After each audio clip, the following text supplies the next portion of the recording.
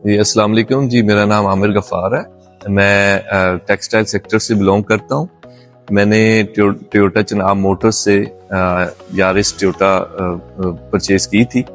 तो इनका स्टाफ जो है वो बहुत कोऑपरेटिव है और बड़ा मज़ा आया इनके साथ डील करके। स्पेशली इनके जो सेल्स मैनेजर है एहसन साहब, उनके साथ मज़ा आया काम करके। उन्होंने बड़ी अच्छी सर्विसेज दी, उन्होंने बड़ी टाइमली डिलीवरी दी। जो उन्होंने कमिट किया वही हमें मिला। और उसके बाद फिर आफ्टर सेल्स मैंने इनकी सर्विसेज भी ली हैं, तो उनमें भी बहुत मज़ा आया। इन्होंने बड़ा अच्छा कोऑपरेट किया है सारा, और बड़े अच्छे तरीके से समझाते हैं और बड़े अच्छे तरीके से डील करते हैं। स्पेशली इनके जो सीफ साहब हैं वो इनकी सर्विसेज में, तो उन्होंने बहुत अच्छा डील किया। तो मैं पर्सनली बहुत रिकमेंड करता हूँ टोयोटा चनाब मोटर्स को। तो आप भी इधर आएँ और अपनी सर्विसेज इनकी इंजॉय करें। ये काफ़ी अच्छा हमारा एक्सपीरियंस रहा इनके साथ। Thank you very much.